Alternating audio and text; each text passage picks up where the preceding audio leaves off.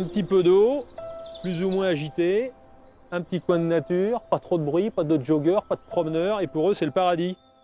Eux, ce sont les 131 000 pêcheurs des Pays de la Loire, 131 000 personnes dans la région qui s'adonnent à ce loisir, qui est la pêche au bord d'un étang ou encore en rivière. Alors qu'est-ce qui peut les motiver?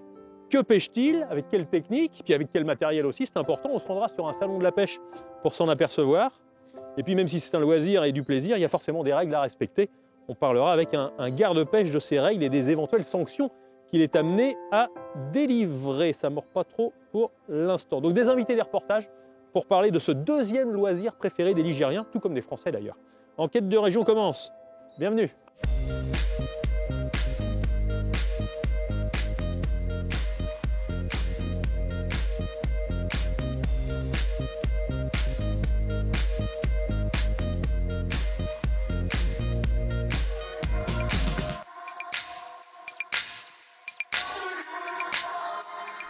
Voilà, Jean-Yves, tenez, je vous la confie, vous faites bien comme je vous ai montré, hein, vraiment au fil de l'eau. Hein. Je vais essayer. Okay. S'il y a un problème, vous m'appelez. Hein. Merci Jean-Yves.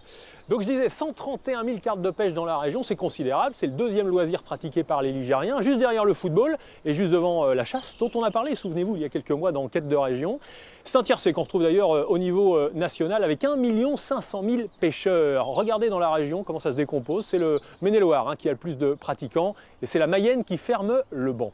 On va revenir sur ce qui s'est passé il y a quelques semaines. C'était l'ouverture de la pêche à la truite, un moment très attendu, pas par les truites forcément, mais par les pêcheurs. Et au bord de l'eau, il y avait Élodie Soulard et Damien Ravelot.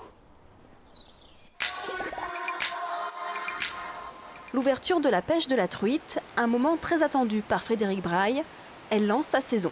J'ai déjà démarré ce matin un petit peu, dès 7 h pile. Ce pêcheur pose ses gaules ici pour le cadre. Avec ses petits rapides, Lyon s'apparente plutôt à une rivière de montagne et les truites, qui sont des poissons combatifs, adorent cet environnement. Là, en fait, sous le niveau de l'eau, il y a des enrochements assez importants. Donc, souvent, les truites sont planquées derrière. Et là, en l'occurrence, on va essayer d'aller les chercher. Parce que je ne pense pas qu'il y ait grand monde qui ait osé aller les chercher aussi loin ce matin. Il y a quelques jours, 45 000 truites d'élevage ont été lâchées dans les cours d'eau de la Vendée. Car dans ce département, la truite sauvage se fait rare depuis 20 ans, la faute à la pollution. Mais ce samedi, il y a du monde au bord de l'eau pour taquiner ce poisson, qui aime jouer avec les nerfs du pêcheur. Moi, c'est seulement la 3e année que je pêche, donc c'est aussi, je suis débutante, quoi, donc j'apprends tous les jours. La tactique, c'est trouver le bon fond et les truites se mettent beaucoup dans les petites souches, donc ça allait près des petits coins qui sont compliqués à avoir. Parce qu'elle se cache. La pêche à la truite est un loisir familial. Cédric et son fils Florent sont des habitués de la pêche au carnassier. La truite, c'est la découverte du jour. Ça change des œufs de pêche en fait. Les pêches en étang, c'est toujours un peu le... En fait, on attend, on est assis et puis on attend toute la journée. Tandis que là, en fait, c'est un parcours, c'est un ruisseau, donc on peut suivre tout le ruisseau à pied. Ça fait une sortie avec le petit fiston là-bas, c'est sympa quoi. La réglementation autorise de pêcher 6 truites par jour et par personne. Mais après une matinée de pêche, Cédric et son fiston sont toujours bredouilles.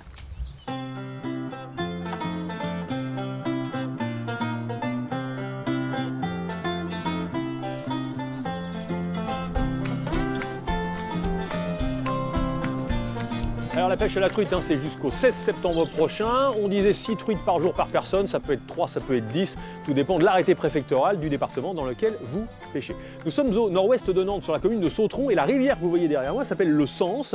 C'est une rivière qui fait un petit peu plus de 22 km, qui est un affluent de l'Erdre, elle-même étant un affluent de la Loire. 22 km entre Vigneux de Bretagne et Nantes. Et elle a une spécificité, cette rivière qui plaît beaucoup aux pêcheurs. Bonjour Thibaut Pichery. Bonjour Manuel. Vous êtes garde-pêche fédéral. Un petit mot sur cette rivière, le Sens, elle est d'une catégorie qui est... Première catégorie piscicole. Ça veut Ce qui dire veut dire que ce cours d'eau a toutes les caractéristiques pour accueillir une population naturelle de truites.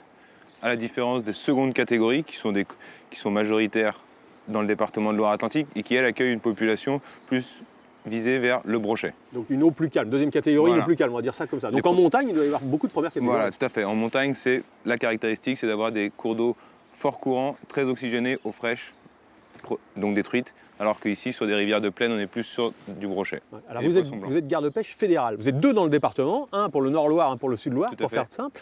Ça consiste en quoi? Ça consiste à faire appliquer la loi pêche.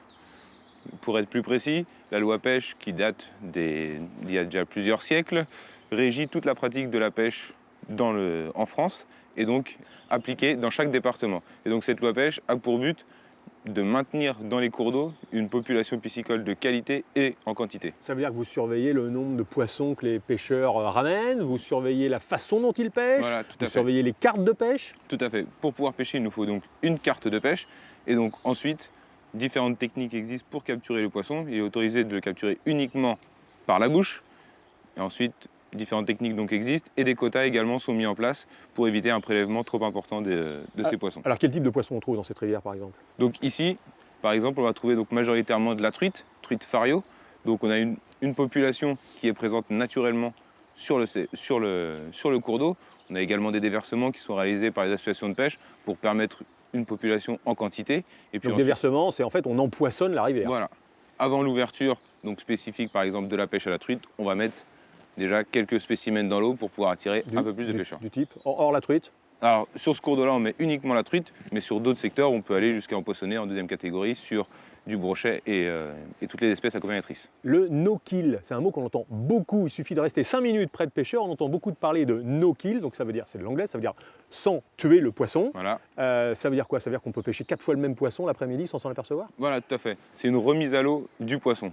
Le but, simplement, une sensation sportive de prendre un poisson de belle taille, on le prend en photo et on le remet à l'eau par la suite pour le laisser grossir et puis établir des records de plus en plus impressionnants. Bon, si jamais on ramène le poisson, qu'est-ce qui se passe? C'est là que vous intervenez? Alors, les pêcheurs peuvent ramener le poisson en respectant, comme je disais tout à l'heure, des tailles légales de capture. Ces tailles légales de capture, elles sont fixées pour permettre au poisson de se reproduire. Mais ensuite, nous, on regarde quel type de poisson est capturé et surtout le nombre. Par exemple, sur cette rivière-là, c'est uniquement 3 poissons, 3 truites par jour et par pêcheur. Ils peuvent revenir le lendemain et à nouveau Voilà. en ramener 3. Quel type d'infraction vous pouvez être amené à relever? Donc l'infraction prioritaire et principale qu'on constate, ça va être le défaut de carte de pêche. Des pêcheurs qui ne connaissent pas forcément la loi ou qui tentent en se disant je vais aller pêcher une fois dans l'année, de ne pas prendre de carte de pêche. Donc là, ça c'est une des premières infractions. Et puis ensuite, c'est de pêcher avant les dates d'ouverture, après les dates de fermeture, puis également dans certains cas d'utiliser des modes de pêche interdits. Bon, est-ce qu'il y a des sanctions que vous pouvez être amené à prendre? Est-ce que vous prélevez la carte de pêche? Est-ce que vous mettez un procès verbal, une amende? Voilà, nous on dresse donc des procès-verbaux. Il faut savoir que sur l'année dernière, les 7 gardes de pêche fédéraux, donc on disait qu'on était 2 salariés, mais on en a 5 qui sont bénévoles, eh bien on a dressé plus de 220 contraventions. Et derrière, il y a une amende de combien alors? Donc derrière, on a une transaction qui est proposée par la Fédération de pêche, ou dans certains cas, on va directement au tribunal. En D'accord. fonction des... On va pas en prison quand même. Non. Mais on pas peut la payer une prison. amende, l'amende elle peut aller jusqu'à combien? 400, 500 euros? À défaut de carte de pêche, c'est plus de 450 €. Ah quand même, vaut Voilà. mieux être dans les clous. C'est comme pour le permis de chasser, en fait c'est annuel. Hein. Voilà, tout à fait, ouais. Bon. Est-ce qu'il y a beaucoup de braconnage? Alors, sur ce type de milieu, pas forcément, parce que l'enjeu, il est sur des poissons de petite taille. Par contre, on a du braconnage sur des milieux plus importants, tels que la Loire, avec la présence par exemple des civelles, les petites anguilles. C'est actuellement une période où on a du gros braconnage. Et puis ensuite sur des espèces un peu plus intéressantes qui peuvent être revendues derrière, telles que le brochet et le cendron. Bon, alors vous êtes assermenté, vous prêtez serment Voilà. au sein au tribunal, Au hein, tribunal de grande instance. de Nantes. Est-ce que néanmoins, parce que vous êtes pêcheur vous-même sur vos temps de loisirs, est-ce que vous êtes un petit peu plus coulant, indulgent avec vos amis ou pas? Ah non, pas du tout. Là-dessus, interdit. Nous, on est là pour constater les faits, faire un rapport, et lorsque l'infraction est observée, dresser procès verbal. On ne peut pas se permettre d'être plus coulant avec certains. Dernière question, il y a des conflits des fois entre pêcheurs? Est-ce qu'ils se battent à coups de canne? Est-ce que vous êtes obligé d'intervenir pour calmer tout le monde? Alors on peut retrouver des conflits au bord de l'eau si certains, comme on disait tout à l'heure, pratiquent le no-kill et puis que d'autres ne comprennent pas cette pratique-là. Et puis on peut également trouver des conflits entre les techniques de pêche de certains qui vont vadrouiller au bord de l'eau comme on le voit aujourd'hui, et puis d'autres qui sont implantés toujours au même endroit. On peut retrouver des conflits entre ces pêcheurs-là. Bon, c'est pas parce que je fais mon travail que je vais vous empêcher de faire le vôtre. Je vous laisse aller les contrôler. Merci bien. beaucoup. Merci à vous. Alors, élément indispensable pour le pêcheur, l'eau bien sûr, mais plus encore le poisson. 2 éléments dont il faut prendre soin, tout du moins se soucier. Ce qui fait en fait du pêcheur bien, un acteur important de la biodiversité, de la nature, de l'écosystème. C'est à lui de s'occuper, avant de le pêcher, du bien-être des poissons et de la gestion des espèces. Vous voyez ce reportage de Vincent Rénal et Dominique Lemay. Programmées pour la survie. Elles mesurent à peine quelques centimètres, civelles ou anguillettes, Elles ont parcouru près de 6000 km de la mer des Sargasses jusqu'à Nantes. Elles sont arrivées il y a déjà quelques années, là je dirais de 2 ans, 3 ans, d'âge continental. Alors que ces petits sujets-là, ils sont arrivés très récemment, ils ne sont pas encore pigmentés, ils ont encore la morphologie d'une civelle. L'anguille européenne, une espèce considérée en danger critique d'extinction, suivie avec attention par la Fédération de pêche de Loire-Atlantique, au millimètre près. 73. Selon le poids, leur taille et d'éventuelles marques qu'on peut observer, on peut déterminer l'état de condition de ces sujets. L'une des missions de Barbara Gérard, surveiller et protéger constamment l'état des stocks des populations de poissons, pour éviter que les prélèvements des pêcheurs ne portent atteinte au milieu. Il a fallu par exemple donner un coup de main aux civelles pour remonter les barrages. L'an dernier, plus de 280 000 jeunes anguilles sont passées par l'écluse de Saint-Félix. On s'occupe d'assurer un suivi pour voir l'efficacité du dispositif et s'assurer qu'il est fonctionnel, que les civelles et les anguillettes arrivent à rejoindre l'Erdre, donc elles viennent de l'estuaire de la Loire, et rejoindre l'Erdre sans trop de difficultés. Sauvetage de poissons bloqués dans leur cheminement ou lors de vidanges d'étangs, campagne d'arrachage de plantes invasives comme la jussie, observation des différentes migrations, les techniciens des fédérations de pêche ont avant tout une fonction d'écologue. Nous sommes sur le Gèvre, à quelques kilomètres en amont de la Loire, un affluent de l'Erdre propice aux black bass, carpes, chevennes. Mais pour le moment, aucune forme d'anguille à l'horizon. On est arrivé trop tôt. La question est, est-ce qu'on en a assez qui montent à Saint-Félix sur l'écluse pour pouvoir alimenter correctement le bassin versant? Et là, pour l'instant, on a des doutes.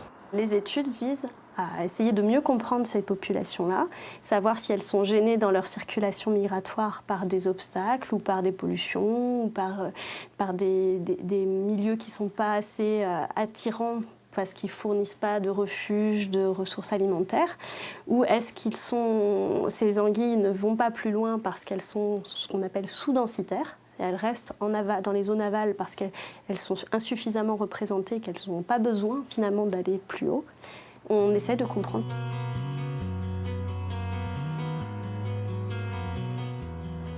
Généralement, les poissons vont nous parler. Des espèces sensibles qu'on voyait très fréquemment autrefois sur des rivières bien oxygénées, avec des courants, des rivières vivantes en somme, des rivières qui sortaient de leur lit en hiver et qui regagnaient un cours d'eau un petit peu plus d'aspect plus sec en été. Ce sont des poissons qu'on ne voit plus, qu'on ne voit quasiment plus, parce qu'on accepte moins les rivières vivantes. On aime bien les paysages stables. Quand je dis on, c'est les humains en général, un paysage qui est stable, qui ne bouge pas trop. Alors les poissons, ils ont besoin de milieux vivants, de milieux qui s'expriment en hiver, qui s'expriment en été. Et c'est ça qui va permettre le retour de ces espèces. Le marais de Goulaine, une frayère 4 étoiles pour le brochet. Carnassier emblématique, témoin d'une bonne qualité écologique des cours d'eau, il est classé en Pays de la Loire et comme partout en France, espèce vulnérable. On a 4 points d'échantillonnage qu'on suit régulièrement sur lesquels on va aller voir quels sont les poissons qu'on rencontre en phase estivale. Donc quels sont les poissons qui sont arrivés à survivre en fait à différents épisodes de l'année. Et notamment le brochet, puisque ces alevins qui doivent arriver à naître sur ces espaces-là, on doit ensuite en retrouver une partie sur les périodes estivales avec des tailles un peu plus grandes. Et ces animaux vont constituer l'avenir de la population de brochet. Le brochet, lui, va avoir besoin d'une inondabilité assez stable à certaines périodes, notamment les périodes de reproduction, et puis des vitesses d'exondation qui sont plutôt faibles. En fait, il ne faut pas descendre trop vite. Donc, avec la connaissance en fait de la Fédération de pêche sur ces brochets, sur la biologie du brochet, eh bien, on va pouvoir en fait adapter les niveaux d'eau au moment en fait où c'est critique pour l'espèce. De l'eau, du courant. L'électropêche est parfois utilisée par les techniciens des fédérations pour le sauvetage en urgence de poissons. Une technique qui permet aussi de prélever quelques spécimens pour sensibiliser le grand public à une gestion intelligente des ressources. Demain, ablette, brème, gardon, perche-soleil, seront présentés à des scolaires. Les jeunes d'aujourd'hui sont les gestionnaires de demain, donc c'est indispensable pour nous de leur faire découvrir toute cette diversité qu'abritent nos milieux, les sensibiliser un peu à ce caractère fragile. Et les poissons, ce sont des animaux qu'on n'a pas l'habitude de voir. Le pêcheur, il est parfois vu trop souvent à tort comme l'unique préleveur, comme l'unique atteinte aux poissons. La réalité est tout autre. Les atteintes, elles sont essentiellement à la qualité de l'eau, à la qualité des milieux. Et donc là, c'est toute la société qui est responsable d'éventuelles atteintes. Et donc, toutes ces questions qu'on se pose, c'est parce qu'on veut que les populations piscicoles sauvages se maintiennent le plus longtemps possible pour des générations de poissons, des générations d'humains, et qu'on s'adapte avant qu'il ne soit trop tard. Une étude franco-hollandaise a mis en évidence le rôle des activités humaines dans le déclin des poissons d'eau douce, avec un taux d'extinction multiplié par 150 au cours des 2 derniers siècles. Et c'est là, Thibaut, elle est en règle. Très bien. Bonne pêche, Roger. Merci, Thibaut. On a parlé de la qualité d'eau dans ce reportage. L'intérêt de poser quelques questions à Vincent Mouraine. Bonjour. Bonjour. Vous êtes directeur de la Fédération de pêche de Loire-Atlantique. Est-ce que l'eau est un souci constant pour les pêcheurs? La qualité de l'eau, l'entretien de la nature? Alors bien évidemment, l'eau et la qualité de l'eau et des rivières est important dans l'approche des pêcheurs, puisque sans cette évidence, on n'a pas de peuplement piscicole de qualité, et donc la pratique de la pêche est moins intéressante. Mais il n'y a pas de police de l'eau. Il y a une police de l'eau, mais elle est extérieure à la fédération. C'est l'AFB, l'Agence française pour la biodiversité, ex-ONEMA. C'est eux qui surveillent la qualité de l'eau, ça n'est pas vous. Voilà, donc par rapport à la qualité de l'eau, il y a des structures en place. La fédération est plus spécialement experte sur la police de la pêche. Donc, mais ça n'empêche pas les pêcheurs d'être très sensibles à la qualité de l'eau au regard de leurs loisirs. Les pêcheurs et les plongeurs. Je vais vous présenter Tom. Tom, c'est un pêcheur, surfeur, plongeur qui n'aime pas le plomb. Et du côté de Biarritz, puisqu'il est de Nouvelle-Aquitaine, eh bien, il va ramasser au fond de l'eau les plombs qui proviennent de lignes cassées dans un souci, évidemment, d'écologie. Vous voyez ce reportage tourné donc à Biarritz.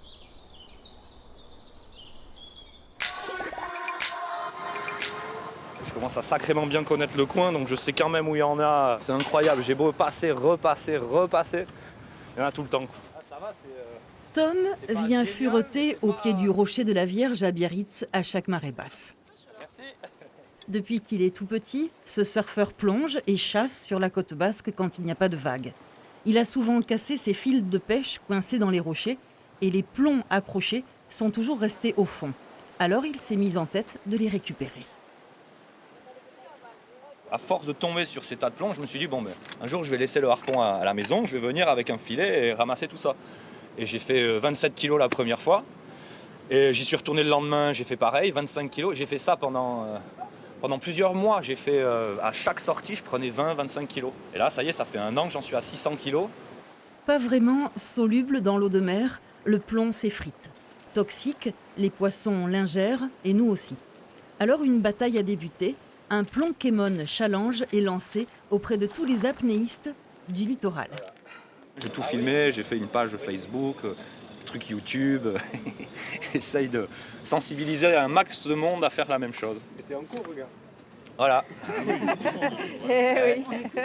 Et depuis quelques mois, Tom, le récupérateur biarrot, recycle sa cueillette. Il y en a qui pètent les plombs, lui, il les fond. C'est un des moyens que j'ai trouvé pour essayer de recycler tout ça. Je me suis dit qu'en faire des baleines, c'était un bon symbole qui représente bien la culture traditionnelle des gens de la mer. De chasseur à créateur, bravo l'artiste.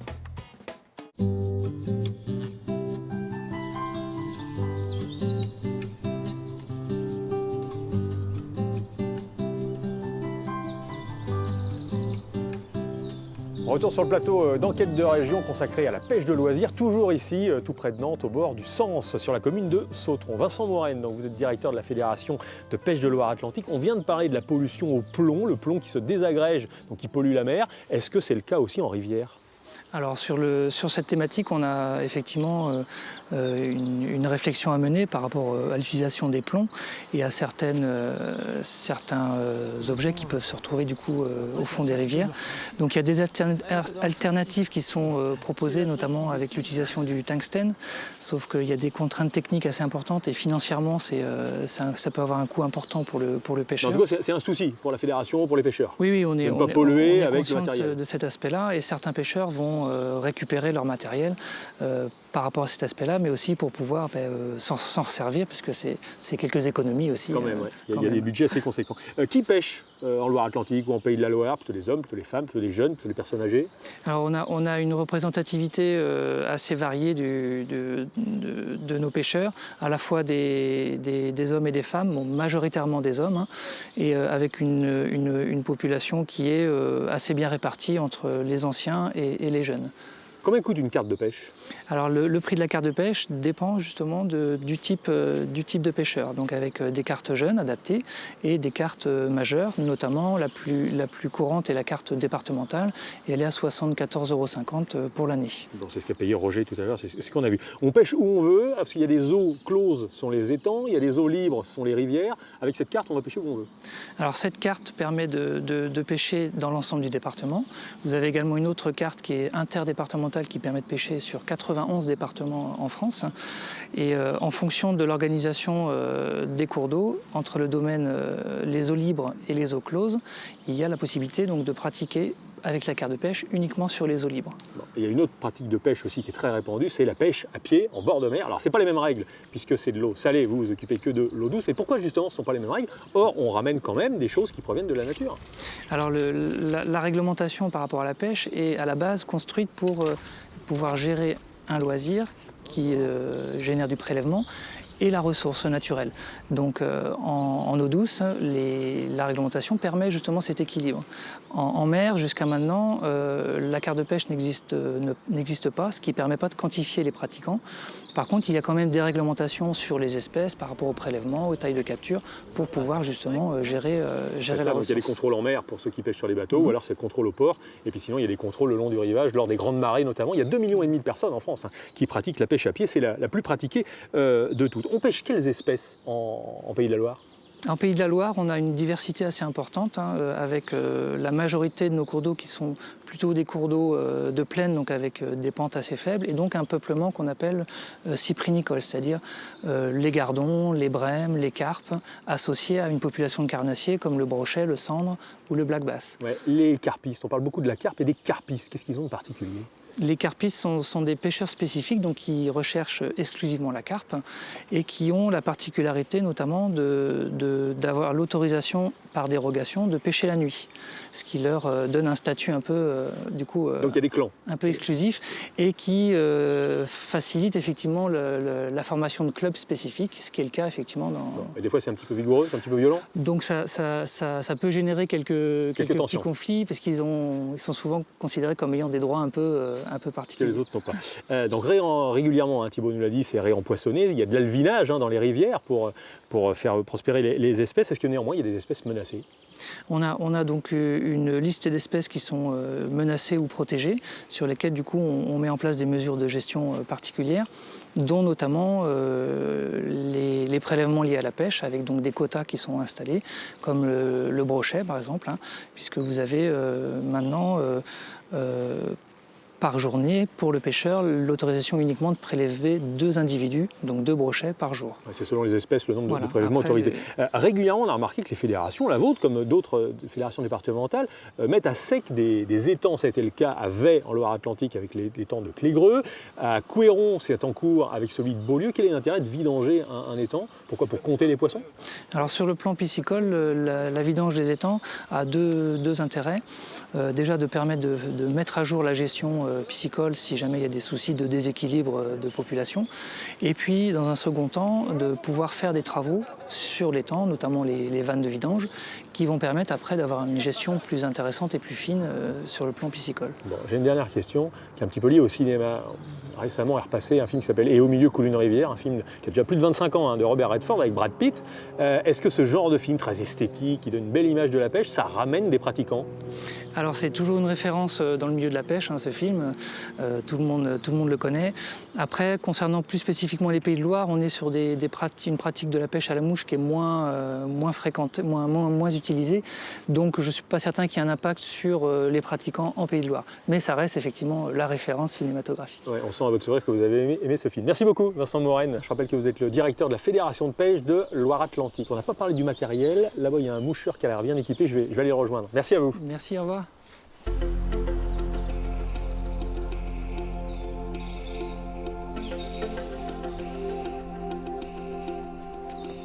Bonjour Yann. Bonjour. Je vois que vous êtes bien équipé. Hein. Et ça, ce sont des mouches? Ça, ce sont des mouches. Que vous avez fabriquées vous-même? On fabrique nous-mêmes.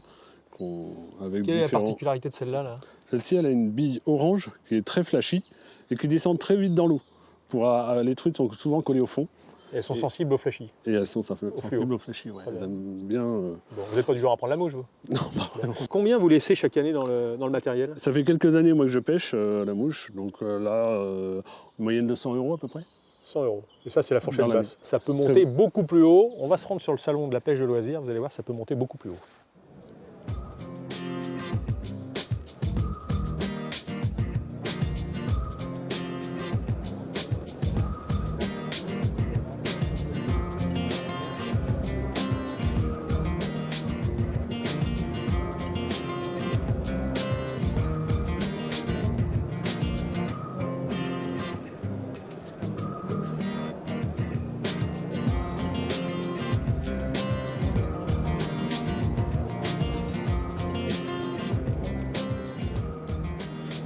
Je vais retrouver Laurent Saou, spécialiste de la pêche à la ligne en Pays de la Loire.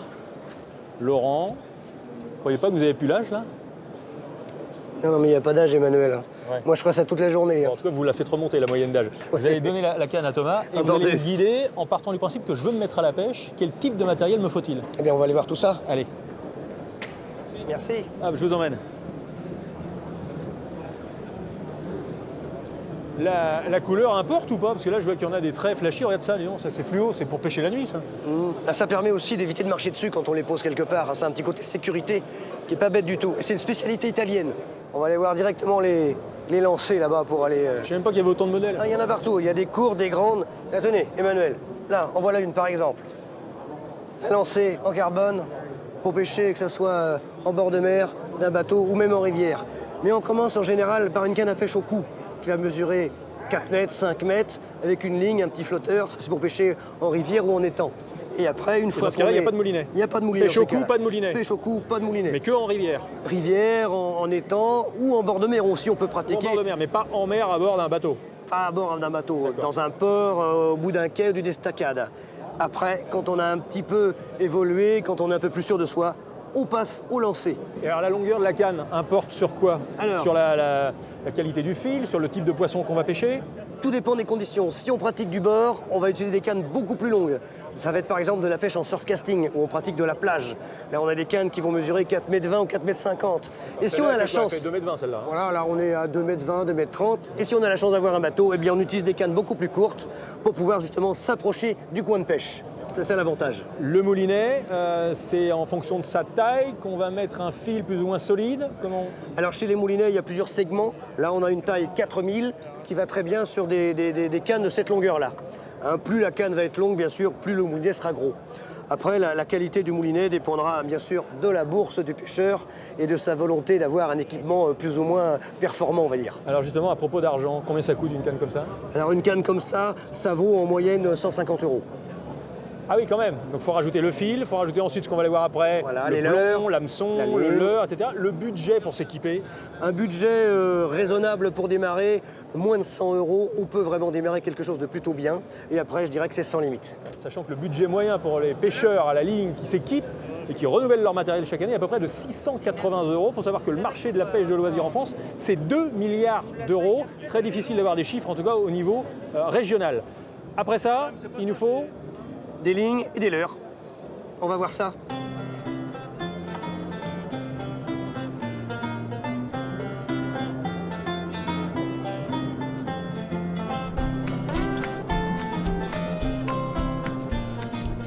Les leurres, c'est quoi? C'est des poissons en métal, quoi. Des imitations, tout simplement.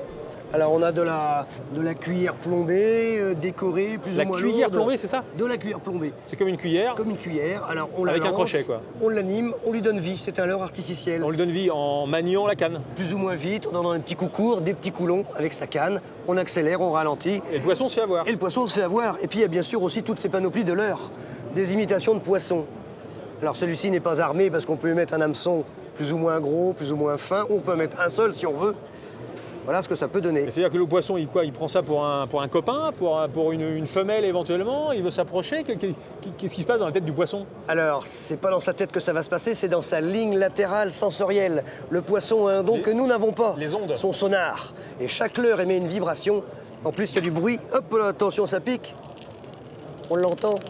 Et cette vibration-là est ressentie par la ligne latérale sensorielle du poisson qui va se diriger vers ça. Un poisson attire un poisson? Absolument. Un leurre va attirer un poisson et un autre poisson aussi, en nageant, génère ces fameuses fréquences électriques qui vont diriger le poisson vers lui. Ça veut dire que les asticots, les vers, etc., c'est fini? Il n'y a que ça maintenant? Ça, ce sont les appareils vivants qui n'émettent pas de vibration. Ça va plutôt émettre des odeurs, des sucs, des arômes, c'est complètement différent. Là, pour la pêche au cours, on sera plutôt avec du verre. Voilà, des appâts naturels. Il y a une démonstration de leurre, là, on va peut-être aller jeter un œil. Oui, il y a le bassin qui est juste à côté, on va voir ça. Vous ne maîtrisez pas le lancer, vous avez 8 chances sur 10 que le leurre il soit mêlé à l'arrivée sur l'eau. Au moment où vous allez commencer à animer votre leurre, le leurre il est emmêlé. À chaque fois.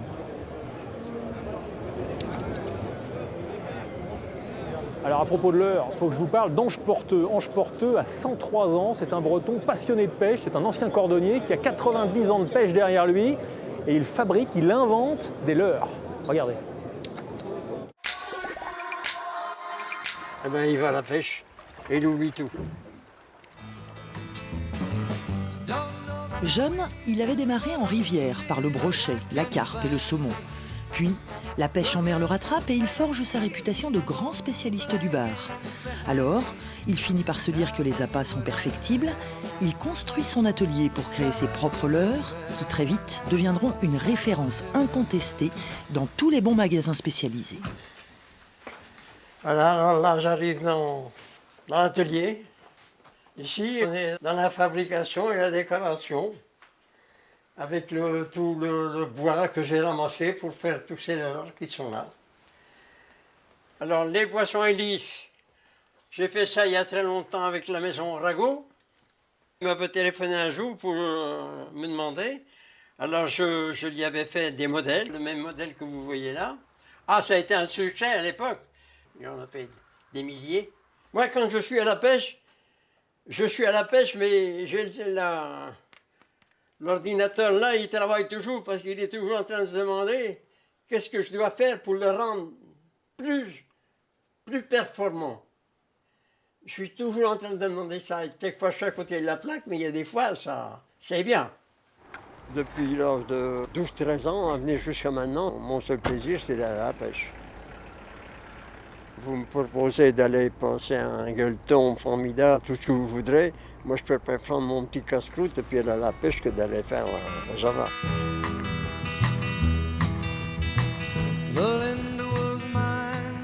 Là, on est sur du matériel pour pêcher en bord de mer. Sur la plage, c'est la pêche en surfcasting. On ne fait pas du surf en pêchant? Non, non, du tout, du tout. On lance sa ligne le plus loin possible, on les pose sur un support adapté comme ça, en attendant la touche. Bon, le matériel est là-dedans. Au frais, il y a une glacière pour mettre les appâts vivants, les vers de mer et tous les coquillages que l'on va utiliser comme appât. Est-ce qu'il arrive encore que des poissons cassent une ligne, cassent carrément une canne? C'est très rare. Les cannes, non. Les lignes, oui, quand le pêcheur a fait un nœud, on va dire, à la va-vite, ou alors s'il n'a pas vérifié que son nylon n'est pas abîmé du tout. Bon, on va aller voir les plombs. Hein. Allons-y.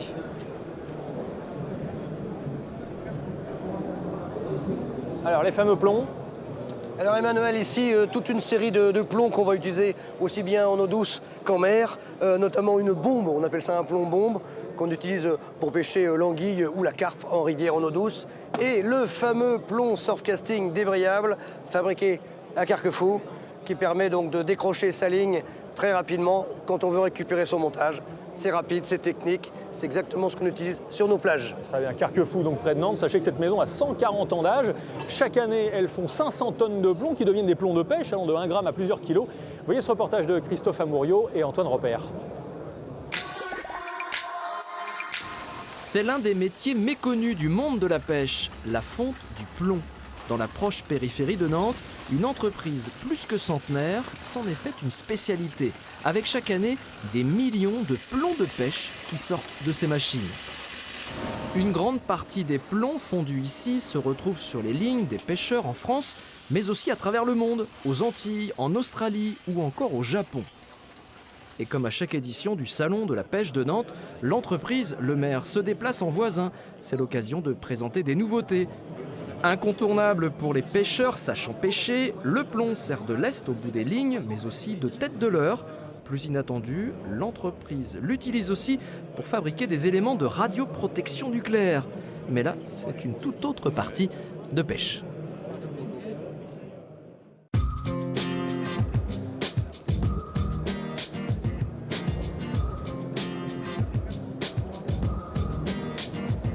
Alors Laurent, nous voici devant un des fleurons de l'industrie navale ligérienne, puisque ce groupe vendéen est né en 1884. Il y a 50 ans, ils se sont lancés dans les bateaux comme celui-ci, fabrication de bateaux pêche-promenade. Et aujourd'hui, c'est un groupe avec une vingtaine de sites de production en Pays de la Loire, 4000 salariés, un chiffre d'affaires d'1,2 milliard et c'est bien sûr le leader mondial de la voile et c'est un groupe vendéen. Je vous propose qu'on se retrouve dans quelques instants auprès de la Boire de Mauves, à Mauves-sur-Loire, pour voir en pratique un petit peu le pendant des explications théoriques que vous venez de me donner sur la pêche. A tout de suite. Je saute dans mes bottes, je prends mes cannes à pêche. À tout de suite. À tout de suite.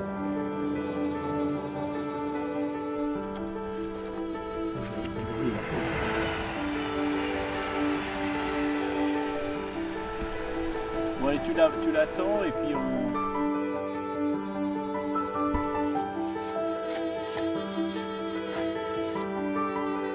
Allez, retour dans la nature, toujours dans Enquête de région. Bonjour Olivier Affilé. Bonjour. Président du comité régional de pêche sportive. On est dans un lieu qui s'appelle la Boire de Mauves, c'est ça? La Boire de Mauves, gérée par l'association La Gaule Nantaise, lac artificiel qui s'étend sur 6 hectares, traversé par le Gobert, pour le plaisir des grands pêcheurs. Bon, on vous retrouve dans quelques instants avec vos jeunes.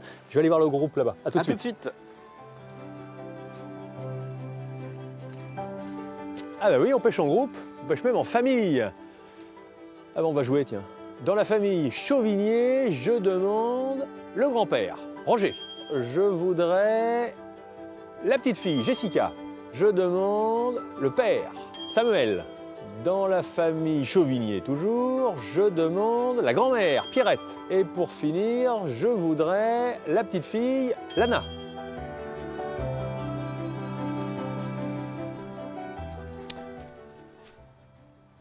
Bon, pas trop là, hein? Pas beaucoup, non? Bon, on n'a rien mis, on n'a pas mis l'amorce, on n'a rien jeté. Bah alors, Roger? Bah non, faut Je vous ai expliqué pourtant, il faut mettre de l'amorce. Il faut en mettre, tout est prêt, mais il faut en mettre avec une coupelle. C'est vraiment une passion familiale, Samuel?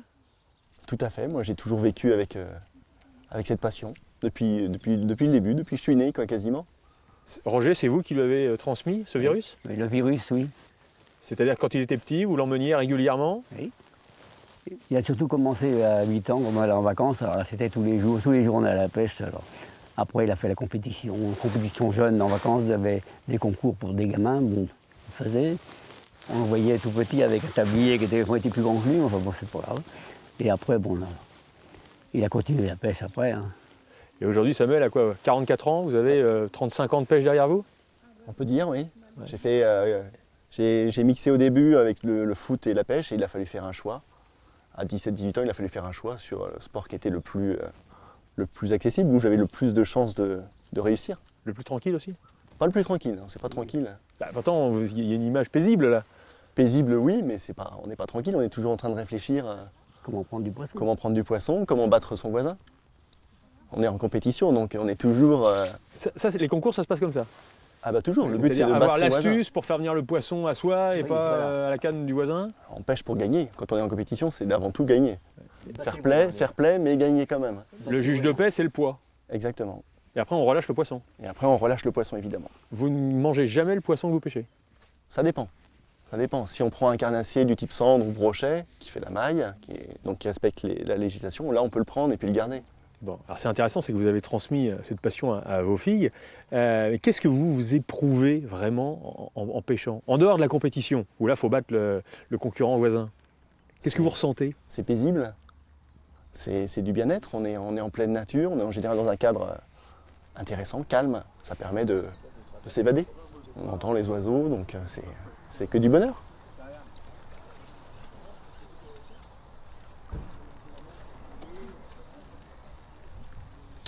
Alors Pierrette et les filles, est-ce que ça mord? Pas beaucoup. Pas beaucoup. Non, pas beaucoup. Qu'est-ce qui vous plaît, vous, dans cette activité? C'est le fait d'être avec votre mari, parce que c'est lui qui vous a un petit peu initié à la pêche? Oui, oui, tout à fait. Oui, oui, c'est lui. Et puis, bon, moi, j'aime bien, c'est l'ambiance. On passe des bons week-ends et on pêche le mercredi aussi pour nous, les anciens. Mais oui, oui, j'aime bien, c'est très convivial. Et alors, je me suis laissé dire que vous aviez un beau palmarès?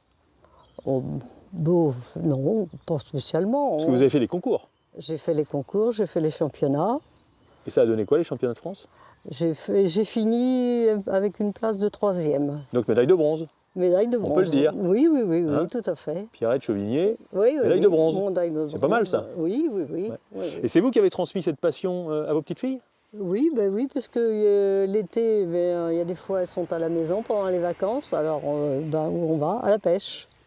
Alors du coup, elles pêchent avec nous. Oui, oui, il n'y a pas de problème. Lana, qu'est-ce qui te plaît dans cette activité? Surtout les poissons en fait, de savoir comment les reconnaître, par exemple quand on en pêche ou la taille des poissons. Donc c'est plus la connaissance de l'animal. Et pour moi, je trouve que l'ambiance de la pêche c'est super. Donc des fois on parle et tout, un peu de concurrence avec ma sœur. Ah quand même. On pense pas forcément à des jeunes filles quand on pense à la pêche. Oui. Après mes copines, elles, je leur ai pas vraiment dit que je pêchais, en fait c'est juste par loisir. Puis si je leur en parle, ça les intéresse pas. Donc. Ça va les faire rire? Non, pas forcément, mais juste ça les intéresse pas. Et vous faites ça avec papa, avec papy, avec mamie? Oui, parce que c'est toujours bien de se retrouver en famille pour faire des activités. Donc c'est marrant, c'est amusant. Bon, mais ça mord toujours pas. Non. Donc là, l'expérience de mamie, ah non, n'apporte pas grand-chose. Non, je crois pas. Bon, on va pique-niquer, on arrête? Oui, encore. Allez hop, terminé.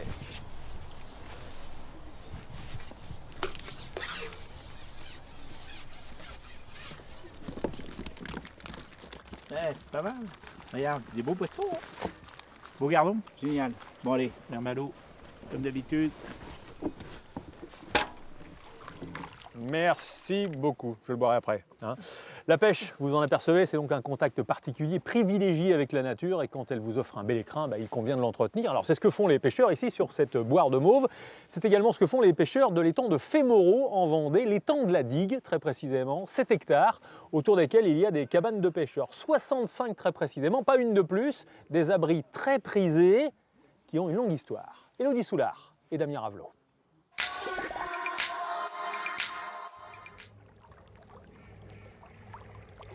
En pleine nature, un plan d'eau de 7 hectares. Tout autour, 65 cabanes de pêcheurs, construites à l'époque par des mineurs. Christian arrive de Pouzauges, à une trentaine de kilomètres. Toutes les semaines, il installe ses cannes à pêche dans son petit paradis sur pilotis. C'est agréable, pas de bruit. C'est vraiment... Même s'il y a des journées où on ne pêche pas, mais ça passe la journée. Cet étang est unique en Vendée. Sa construction est liée à l'histoire du bassin minier de Fémoreau. Dans les années 1920, il fallait refroidir les tours de la centrale électrique. À l'époque du charbon, on avait construit une centrale thermique électrique à 2 pas d'ici. Et pour l'alimenter, bien sûr, il fallait de l'eau. Alors au tout début, on prenait l'eau dans la rivière Vendée qui passe en bas, là-bas. Seulement l'été, la rivière Vendée, elle était tarie. Et c'est la raison pour laquelle on a construit ce mini-barrage. Au fil du temps, les cabanes ont poussé au bord de l'eau. La mine a fermé en 1958. Elle a employé jusqu'à 500 personnes. Mon père aussi était un mineur, était mineur dans le Nord. À l'heure du casse-croûte, entre deux coups de pêche, les descendants des mineurs se souviennent des bons moments passés en famille à l'étang de la Digue. Il y a beaucoup de mineurs, il y a beaucoup de Polonais là. Oh là. Il y avait plein de monde, le dimanche, il y avait 30-50 personnes qui se baignaient. Maintenant, ils ont interdit la plage parce que maintenant, avec les nouvelles lois, les nouvelles normes, on ne peut plus se baigner, quoi. Mais nous, on était heureux, on plongeait, tout. Là, maintenant, bon, c'est venu la pêche, mais ça change quoi. Aujourd'hui, avoir une cabane à l'étang de la digue est très prisé. La transaction se fait grâce au bouche à oreille. 2 ou 3 fois par mois. Allô Daniel, il n'y a pas de ponton à vendre à Fémoreau? J'ai dit non, pour l'instant non. Puis les places, comme vous pouvez le voir, c'est pratiquement tout complet, quoi. Il faut donc être patient pour pouvoir acquérir une cabane qui se négocie quelques milliers d'euros.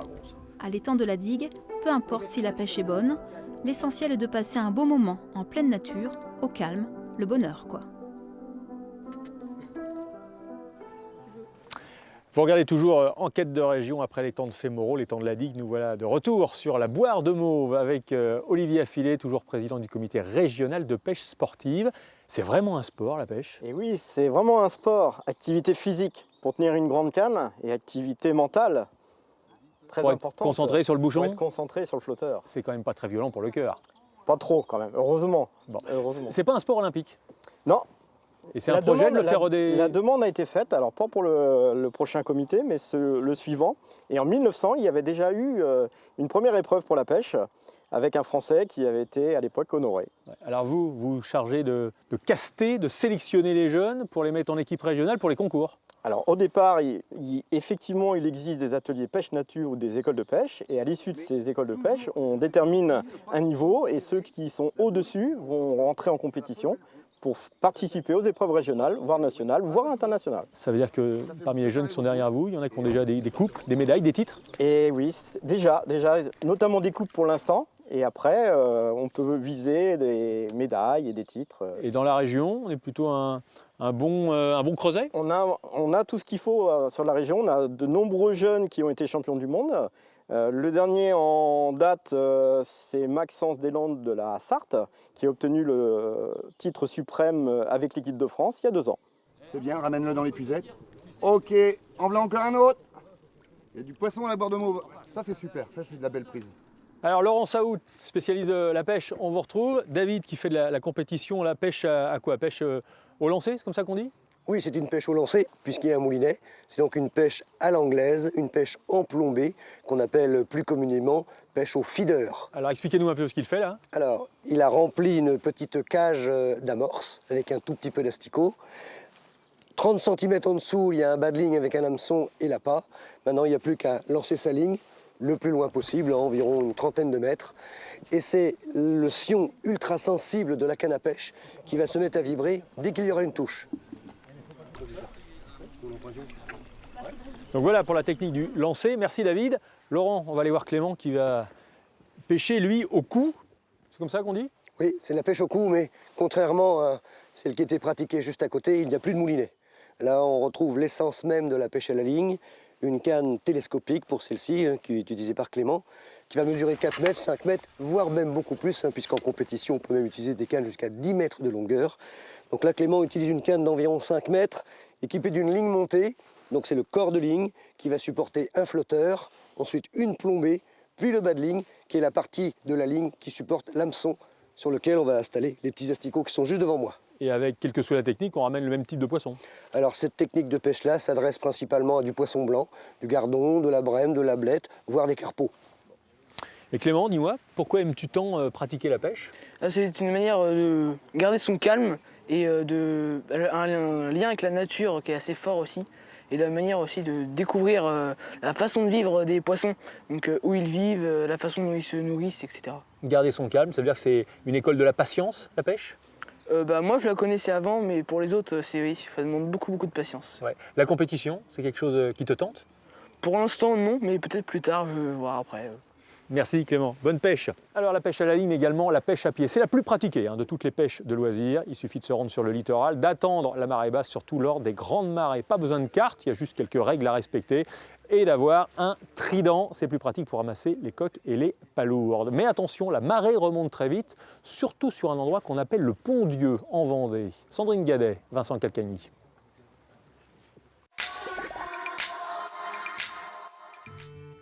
C'est un endroit qui ne se découvre qu'aux grandes marées. Une chaussée pierreuse naturelle de 4 km de long, entre la plage de Notre-Dame-de-Mont et l'île Dieu. Ce coin de pêche est moins couru que le passage du Gois.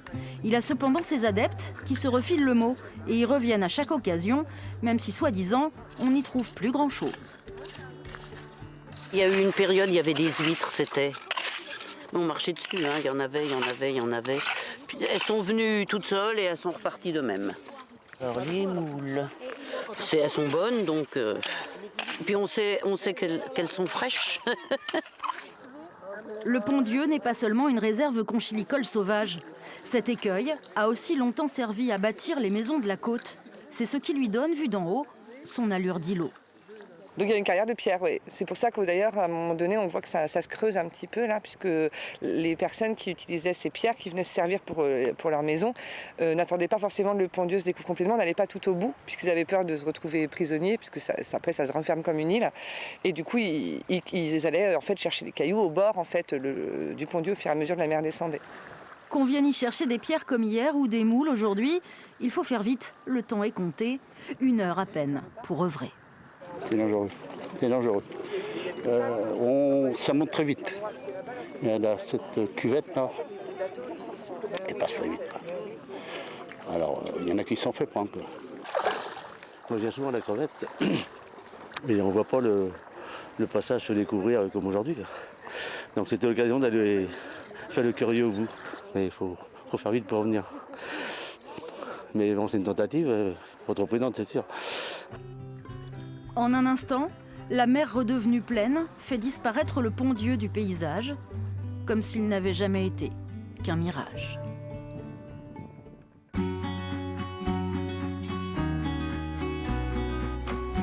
C'est la fin de cette émission. Merci de nous avoir accompagnés. Merci Laurent. Merci Olivier. Je vous propose un petit concours de pêche pour terminer. Ah bah ça va être vite fait le concours, puisque voici le premier. 54. Alain, s'il vous plaît, c'est pour moi. Messieurs, c'est pas le tout de donner des conseils, il faut peut-être les appliquer. Allez, bonne partie de pêche, excellente fin de soirée.